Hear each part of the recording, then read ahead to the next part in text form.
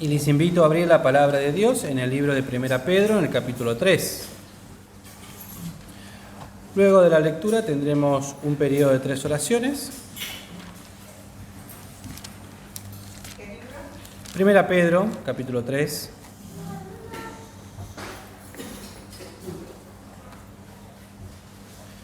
Y vamos a dar lectura a los primeros 4 versículos. 1 Pedro, capítulo 3, desde el versículo 1 hasta el 4. Dice así la palabra de Dios: Asimismo, vosotras, mujeres, sed sujetas a vuestros maridos, para que también los que no creen a la palabra sean ganados sin palabra por la conversación de sus mujeres, considerando vuestra casta conversación, que es en temor. El adorno de las cuales no sea exterior, con encrespamiento de cabello y atavío de oro, ni en compostura de ropas, sino el hombre del corazón, que está encubierto en incorruptible ornato de espíritu agradable y pacífico, lo cual es de grande estima delante de Dios. Hasta aquí la lectura, en principio, de estos versículos. Bien, hermanos, del año pasado estuvimos en algunas reuniones considerando este tema de primera Pedro, pero la realidad es que cuando llegué al capítulo 3 me quedé trabado, porque justamente es un tema que el apóstol, gracias, lo aplica a las hermanas. Es más que claro cuando les habla a partir del versículo 3, el versículo 1, vosotras mujeres. Y esta semana, pensando en qué compartir, volví a este capítulo y digo, bueno, lo paso por alto esta parte, pero no, tiene que haber para todos. Y la realidad es que, gracias a Dios, la idea de este pasaje es tomar estos versículos, pero no desde la perspectiva de cómo el Señor le habla a las hermanas particularmente. Después, si cada una después en forma particular lo toma para sí, bienvenido sea. Pero en la perspectiva que lo vamos a tomar es de la perspectiva que nos dice en Efesios, en el capítulo 3, Efesios capítulo 5, cuando dice: las casadas estén sujetas a sus propios maridos como al Señor, y en el versículo 24, así que como la iglesia está sujeta a Cristo, así también las casadas lo estén a sus maridos en todo. Entonces la perspectiva que vamos a darle a este pequeño devocional esta tarde es, si bien le habla a las mujeres, pero tomando nosotros en forma personal, como parte de la iglesia, que nos tenemos que sujetar a nuestro Señor, a nuestro Salvador, al Señor de la iglesia. Y en esta primera parte, cuando el apóstol habla de ser sujetas, esta palabra sujeta tiene, obviamente, una palabra en el diccionario que quiere decir someter o obedecer, pero desde un lugar de un reconocimiento de un rango inferior. Siempre el marido por sobre la mujer, y esto lo podemos ver, ya lo hemos estudiado, no lo vamos a buscar, cuando allí en el Edén Dios le habla a la mujer y le dice: al varón será tu deseo. Quiere decir que la mujer, desde el punto de vista bíblico, siempre tiene que estar sometida, pero no desde el punto de vista humanos, por miedo o por violencia, sino como muestra de una experiencia espiritual delante del Señor, de reconocimiento de ese lugar que le toca. Y esto, por eso, cuando hablábamos de esto del rango bajo, el diccionario bíblico dice de término militar, ¿sí? Un rango menor, esta sujeción justamente habla de que no puede, si se sujeta al Señor, no puede pasar por encima del marido. Pero tomándolo desde la perspectiva, como decíamos, de la iglesia, ese tiene que ser nuestra posición dentro de la misma. Nosotros, como miembros de una iglesia, como hijos de Dios, como hermanos en Cristo, tenemos una posición en la iglesia en la cual siempre se debe respetar. ¿Y cuál es la posición? Que en la iglesia, a nivel espiritual y personal, todos somos iguales. Pero dentro de la y como iglesia no podemos estar por encima del Señor de la iglesia. Esta mañana mencionábamos justamente que la palabra de Dios es una palabra cristocéntrica, donde todos nos tienen que llevar a Cristo. Entonces, dentro de la iglesia, nada podemos hacer o nada debemos hacer que nos lleve por fuera de lo que es la voluntad del Señor, por fuera de la voluntad de nuestro Dios, y hacer algo por nuestros propios medios. Todo tiene que estar sujeto y tiene que estar sometido bajo la voluntad de Dios, del Señor de la iglesia, y reconociendo siempre que nosotros estamos por debajo del Señor. Y que el Señor, como dice en el libro de Efesios, es el Señor de la iglesia, es la cabeza de la iglesia. Y nosotros, miembros de la misma. Pero este pasaje dice que este orden que el Señor establece es un orden necesario por el desastre que realizó el pecado, ¿sí? Eso es lo que nos menciona lo que el diccionario bíblico en forma muy escueta, que es algo que Dios tuvo que hacer para tomar y sujetar y ordenar lo que el pecado había hecho en la humanidad. Entonces, si seguimos luego leyendo, dice, para que también los que no creen a la palabra sean ganados sin palabra por las conversaciones de sus mujeres. Y esto nos habla justamente de este testimonio personal, íntimo de un hogar, donde en este tiempo lo que sucedía era que el evangelio corría y muchas veces las mujeres eran las que se convertían y los maridos no. Entonces, ¿qué pasaba? Las hermanas tenían que dar de alguna manera testimonio y no iban a confrontar justamente, sino que lo que hacía y el consejo del apóstol era que a través de sus conversaciones, a través del testimonio personal, de esa sujeción que no es hacia el hombre, sino esa sujeción al Señor, sean ganados por su testimonio y por sus palabras lo que a sus maridos que eran inconversos. Y esto también, desde una perspectiva, ¿sí?, de como iglesia, como cada uno miembros de iglesia, nos habla del testimonio personal que cada uno da en el ámbito en el cual nos movemos. Como siempre decimos, hay hermanos que tal vez conversan y predican el evangelio de una manera de una manera continua, reparten tratados, tienen una conversación más directa, pero hay otros que no tienen esa posibilidad. Entonces, ¿de qué manera podemos dar testimonio? Y justamente por nuestra forma de conversar, por nuestra forma de actuar, por la honestidad, por la simpleza, tal vez nuestro carácter,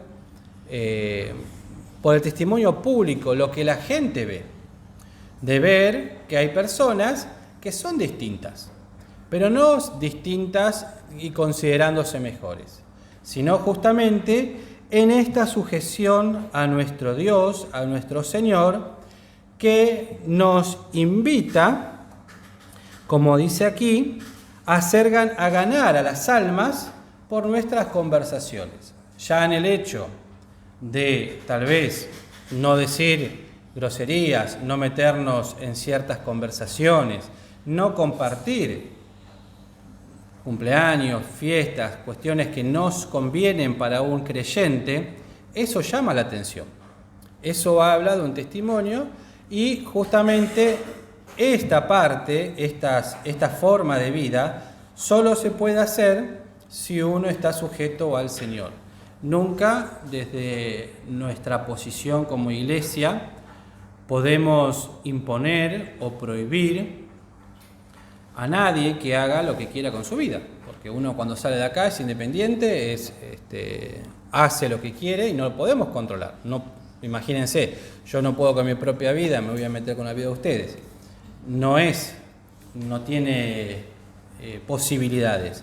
Pero es el Señor el que mira los corazones, el que conoce nuestra vida, el que ve realmente lo que hay en mí, lo que hago en la semana, mis pensamientos, mi forma de actuar, lo que hago cuando voy al trabajo, mis conversaciones con los empleados con los que estoy, con los hermanos que comparto, el testimonio personal. Él es el que observa, Él es el que mira y Él es el que juzga estas cosas. Después, como siempre decimos cada uno de luego en la iglesia, y perdonen la frase, tal vez está mal dicha, da o vende una imagen, pero uno realmente no sabe cómo es en lo personal. Considerando, dice, vuestra casta conversación que es en temor. Y este versículo, considerando, ¿sí? Considerando vuestra casta, habla del marido, que es el que considera y que viene de la palabra del testigo ocular, del que ve, del que mira. ¿Qué cosa? El que observa esta casta conversación. Y esta casta conversación habla, justamente la palabra casta, de una libre de contaminación, puro, ceremonial, de adentro y afuera, sin putrefacción, hasta el centro del propio ser. Y esto lo digo no porque, ¿cómo se llama? Sea un erudito, pero la realidad es que durante los campamentos, una hermana que estudia en la facultad y tiene una materia que es griego, me enseñó a usar el diccionario y algunos tips más para ir relacionando cositas. Y es interesante, no porque yo quiera saber griego, pero tiene, ¿cómo se llama?, otros significados interesantes, porque yo nunca me había percatado. Sabía que casto era limpio, puro, pero no desde esta perspectiva de decir sin putrefacción hasta el centro del propio ser, ya hablando de la parte espiritual. Una conversación casta, y conversación justamente viene de conducta y de una manera de vivir. O sea, el Señor nos habla que como hijos de Dios debemos tener una forma de vida pura, pero no solamente en apariencia, como decíamos, sino hasta lo profundo de nuestro ser, hasta el interior, hasta las entrañas más profundas de nuestro ser. Lo cual, en lo personal, si ahora al meditar en este tema, en este punto, y sabiendo que tenemos que participar de los símbolos, ¿hasta qué profundidad deberíamos limpiarnos? Y no somos conscientes de la putrefacción que hay en nosotros. En mí, particularmente en lo personal, esas raíces de amargura, esos escondrijos de vergüenza, esos lugares ocultos dentro de mi ser, que solamente, y algunos de esos solamente uno conoce en lo personal, pero ahí adentro es donde la palabra quiere llegar, lo que el Señor quiere sacudir y lo que Él espera que nosotros le entreguemos. Entonces, cada uno, en forma personal y espiritual, tiene que examinar esta casta conversación, esta pureza de su forma de vivir. Y creo, hermanos, sin equivocarme, que ninguno de nosotros puede decir que tenemos una casta conversación, una forma de vivir de la pureza y la limpieza que el Señor nos pide, porque, por lo menos en lo que a mí concierne, excede justamente en un examen personal a esta profundidad que el Señor pide que tenga en mi experiencia personal y con Él. pero tiene esta conversación también, en esta, podemos decir, cómo se combinan estas palabras. Tiene otro significado que también me llamó la atención, que es girar de abajo hacia arriba. Es tomar un giro en la vida. Es tener esta forma de vivir es, como dice justamente el diccionario, es un comportamiento externo que comienza en lo interior, que lo que se ve es un giro total en nuestra vida, un giro de 180 grados, de abajo hacia arriba. Entonces, vemos cómo el Señor lo que nos pide es ese cambio. Yo pensaba, ¿no?, en ese giro que uno tiene que dar. ¿A dónde estaré? Porque uno, si gira hacia arriba, es porque la flechita apunta. Pero ¿dónde estaré yo? Yendo para un costado, apuntando más hacia abajo, intentando ir un poquito para arriba. Pero el Señor nos pide que solamente lo podemos hacer con su ayuda, este cambio total en nuestra vida, que es en temor. Y este que es en temor me llamó la atención, porque ¿temor a qué? Y viene hablando justamente de ese temor de reverencia, pero transmite la idea de una retirada, huida por sentirse inadecuado, sin recursos, por la autoridad, rango o dignidad y reverencia hacia el propio marido. O sea, este temor, porque viene hablando de las mujeres, habla justamente del temor por esa dijimos al principio, ¿no?, ese rango que había entre el marido y la mujer en ese sujeto. Bueno, ese temor tiene la acepción, por lo menos en este versículo, de transmitir la idea de retirarse, o sea, de que uno no es capaz y que necesita justamente someterse por reverencia a su marido, pero que comienza, como siempre decimos, desde una experiencia espiritual.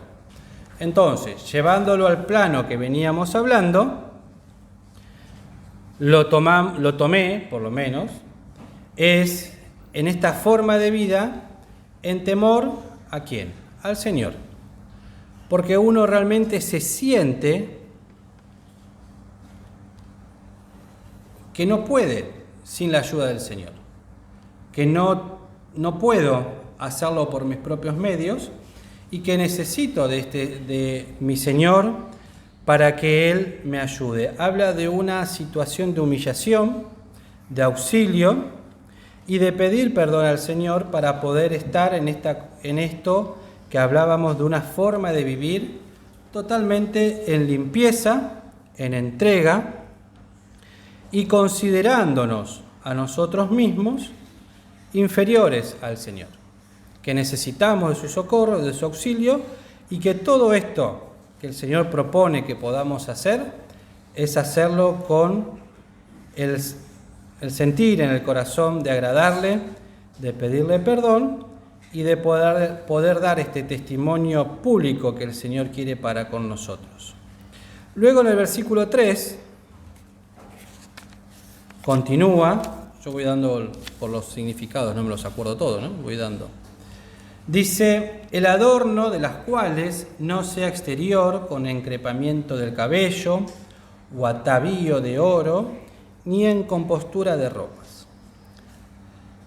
Habla justamente a las hermanas de su forma de vestirse, del adorno, pero desde la perspectiva que veníamos hablando, habla también de la forma de que uno se presenta en la casa del Señor en lo que hace a la vestimenta.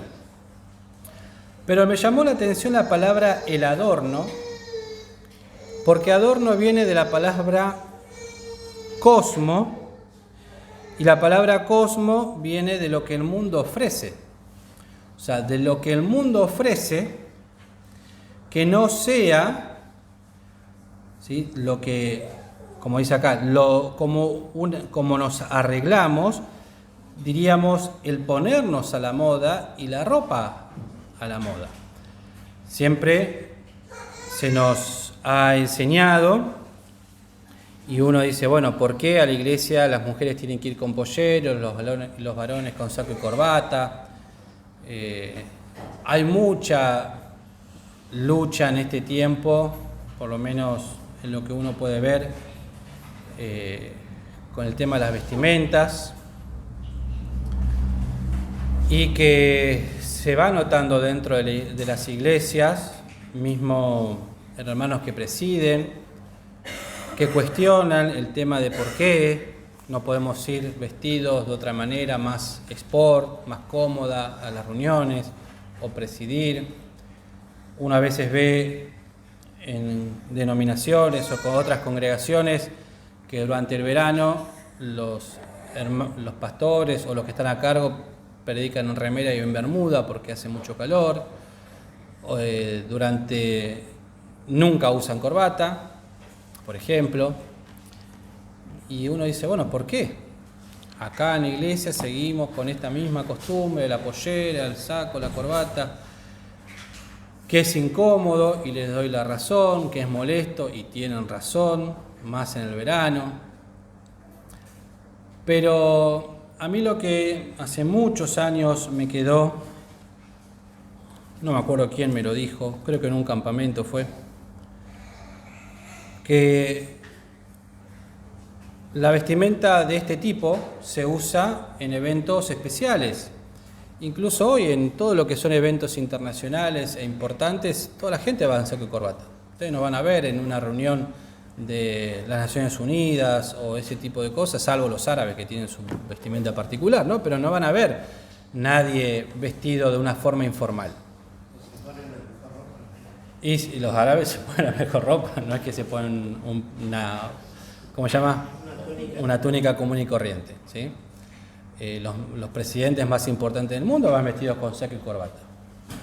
Entonces, eso habla que en la casa del Señor, como decía, hemos escuchado muchas veces, por lo menos la generación más vieja, esta cita de honor que el Señor nos hace a escuchar su palabra, es el Señor el que nos convoca. ¿Y cómo no venir vestido con lo mejor que tenemos? Con esa reverencia, ese respeto, que al lugar que el Señor nos convoca es estar frente a su presencia, que nos quiere hablar al corazón y espera lo mejor de nosotros. Y esas cuestiones de la vestimenta habla justamente de cómo la reverencia en la casa del Señor se va diluyendo, se va perdiendo. Entonces, cada vez uno se viste de otra manera, pero también va con el crecimiento espiritual de cada hermano. No podemos exigir siempre lo mismo, a todos igual. Tampoco se lo exigimos, pero uno espera, hay un texto, ¿no?, que dice, esperamos mejores cosas de vosotros, que con los años, con el entendimiento, el crecimiento espiritual, uno vaya entendiendo que hay cosas que conviene que sean así, que son sanas costumbres y que no es una cuestión dogmática. Y eso es una de las cuestiones de las vestimentas y que también se ve muy degradado el tema, particularmente en los campamentos. Porque la realidad, tal vez en San José somos muy molestos con este tema. Tal vez en otras iglesias no es igual. De la comunión hablo, ¿eh? No es igual. Y eso se ve en los campamentos también, la forma de vestir. Pero si uno entendió que el que lo convoca, el que lo pide a los varones y mujeres, que no nos adornemos o no nos vistamos según el mundo, bueno, ya no es una cuestión de por qué en una iglesia lo permiten y en otra no. Es una cuestión de que el Señor me lo pide. Entonces ahí también vemos un crecimiento espiritual en lo personal en cada uno de nosotros para tomar esta sana costumbre de ir con lo mejor a la iglesia. Y esto no significa que uno tenga que endeudarse y comprarse los mejores trajes. El Señor conoce el corazón, el Señor lo sabe. Y ya no tenemos tiempo, pero en algún momento contaremos alguna experiencia de un hermano, ¿no?, que recibió también un traje con un agujero y venía con el traje agujereado a la iglesia porque era lo único que tenía, pero venía con gozo.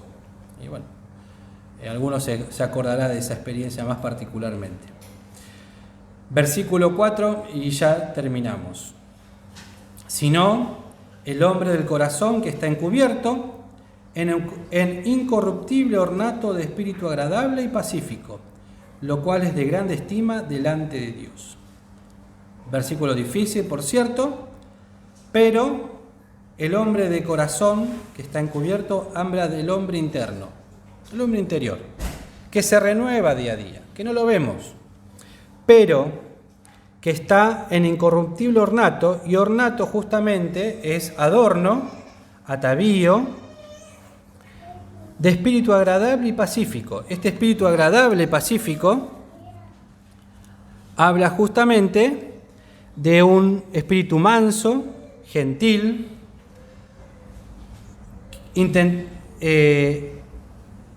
intentando no aplicar la dureza, pacífico, calmo, estable, debido a la calma inspirada o guiada por el Señor y por Dios. Entonces habla justamente de que no hay que preocuparse por las cuestiones exteriores, sino que todo pasa por el crecimiento espiritual y procurando en lo íntimo y personal justamente esto, agradar a Dios con un espíritu agradable y pacífico, lo cual, como dice aquí, es de grande estima delante de Dios. Como decíamos hace un momento, de nada sirve ir y comprar la mejor ropa solo para mostrarse, solo para decir vine vestido de esta manera, si no hay una experiencia espiritual interna, profunda, delante del Señor, de despertar y de manifestar este fruto del Espíritu, que hace justamente a este espíritu manso, agradable. Y yo no me acuerdo, no lo encontré, pero creo que era manso cuando habla de un espíritu estable, que no se eleva, que no se altera, gracias. Exactamente, el manso era, ¿no? Sin levantamiento interior. ¿Sí? Ese espíritu es el que el Señor espera de cada uno de nosotros en esta experiencia que, como decíamos, está dirigida a las hermanas, pero desde la perspectiva que cada uno de nosotros tiene como hijos de Dios, que tenemos que estar sujetos a nuestro Señor, que somos parte de la iglesia de Cristo, de la esposa de Cristo, y que cada uno en forma personal delante de Él tiene que vivir esta experiencia de sujeción, de reconocer al Señor como mi Dios y hacer todo lo posible delante de Él con su auxilio, con su ayuda, de honrarlo, de que Él se pueda santificar en nosotros y nosotros ser santificados en Él. Queridos hermanos, que el Señor nos ayude. Luego tal vez seguiremos más adelante con los otros versículos, pero que ahora, al participar de los símbolos, podamos ver esto, ¿no? Particularmente, la casta conversación, nuestra forma de vida, nuestra forma de andar y el testimonio público que como hijos de Dios cada uno de nosotros da al mundo, dando testimonio de la obra que Cristo hizo en nuestros corazones. Que el Señor nos bendiga y nos ayude